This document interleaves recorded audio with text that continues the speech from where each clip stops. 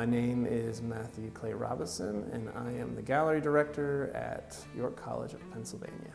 I have been vegan since 2001, and I have been vegetarian since 1991. I was in graduate school, and I was working as a store artist for Whole Foods Market. And while there, I started to become more aware of things, animal products that were in foods, like, in cheeses, the animal rennet, and how many things that I was still eating still had animal products in them, and that was increasingly bothering me. So I was seeking out, at that point, still seeking out, say, cheese that had vegetable rennet. I was looking for products that were not supporting the killing of animals, but what really did it, so I was already making this transition. I was already moving in a way towards a vegan lifestyle, but what really did it, I was set up on a blind date. The venue that was selected was a lunch date at a place called Flat Top Grill, and I had all this anxiety about this blind date, like, oh God, I'm going to a place called Flat Top Grill. It's probably gonna be all meat. This is gonna be really awkward. This is gonna be a terrible first date. So we sit down, and everything's going great, and a waiter comes over, and so my lunch date asks about the soup, whether or not it has cream in it, and so the waiter says, yeah, it's got cream. So she said, oh, no, thank you. And I said, oh, are you vegetarian? And she said, actually, I'm vegan. And at that moment, I thought, I am too. And almost, what are we now, 18 years later, we've been married for 16 years, but that was it. I married a vegan, and I pretty much became vegan that day. Like, I was like, you know what, I've been moving in that direction, and I actually just met I'm on a date with someone who's vegan, who, this is amazing. So that was it. I mean, it's kind of hard to find somebody that you want to be with who shares your values, and when everything was going great and there was this shared value, that was it. I think Shelley had been vegan at that point for maybe 3 or 4 years, and so she'll always have a 3 or 4 year lead on me. But I had the animal-free lead because I had been vegetarian at that point for 10 years. So that's pretty much it. But how I became vegetarian, also a family connection, and also kind of a similar thing where my brother had started dating, his girlfriend came over on Thanksgiving, and my mom said, oh, can I fix you a plate with turkey? This probably would have been 1990.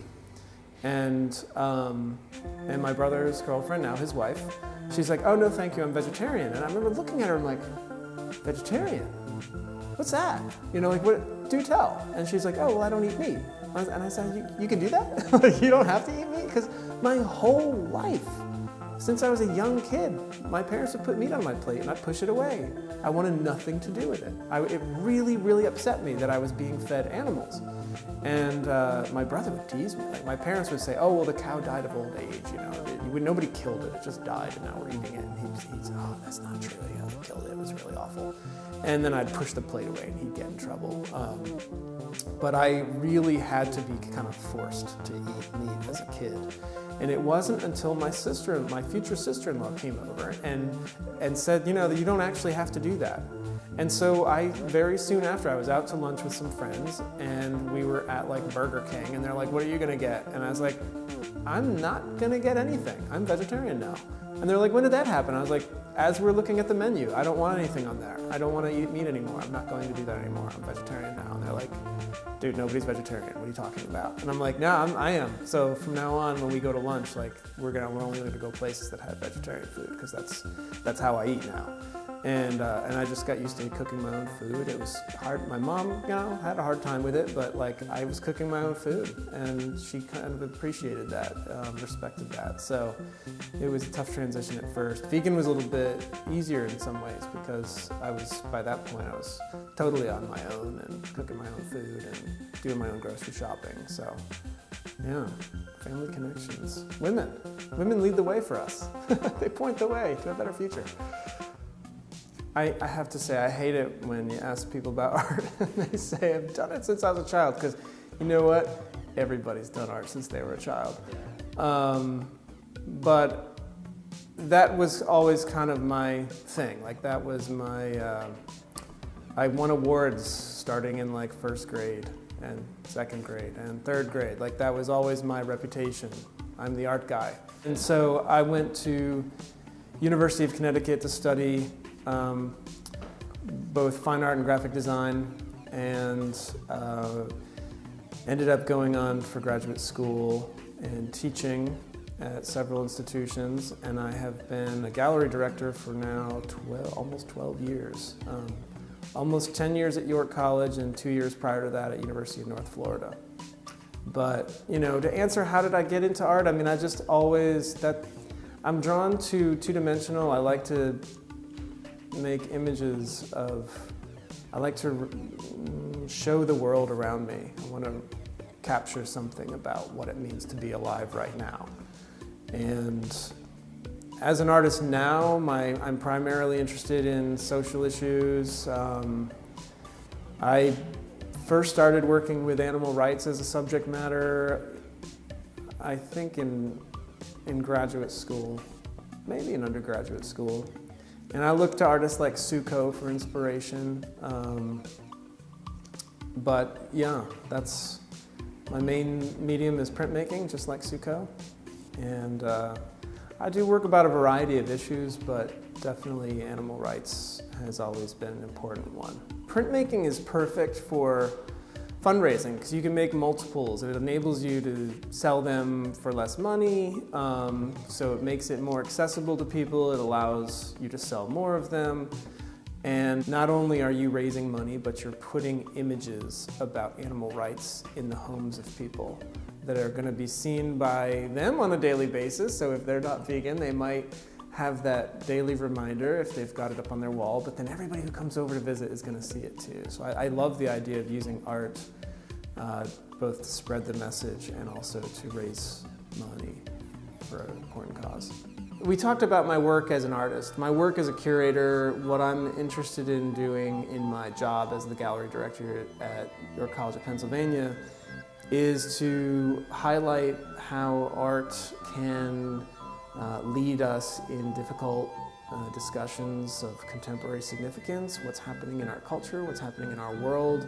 I want the artwork in the galleries, both here in Marketview Arts and on campus at York College, to really provoke some thinking, to make us wrestle with what's happening in our culture, whether it be talking about racism or misogyny or the abuse of animals. And I've had artists like Suko exhibit in the past. I'm hoping to bring her back soon.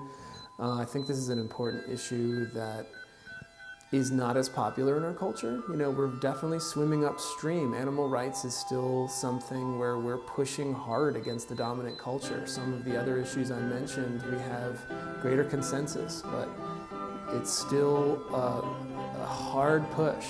And you know, I was thinking about this recently. There was an episode of 1A on NPR where callers, even one of the guests who is vegan, was apologizing for pushy vegans. And I thought, you know, you don't hear about pushy anti-racists. You don't hear about pushy anti-sexist or pushy maybe you do hear about pushy environmentalists. You need to, but you know, it's still somehow if you are animal rights focused, you're pushy. Well, we have to be pushy.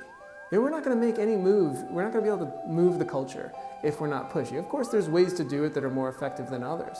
But we can't be, I don't think, you know, we don't owe it to people to be quiet about this. I think we keep putting this issue in front of people in different ways. And that's one of the things I'm trying to do with my work as gallery director at York College of Pennsylvania, is to keep pushing what I think is important and what seems to me what we need to be wrestling with as a culture. And one of those things is the rights of animals. Thank you for tuning in, and please come visit me in the York College Galleries.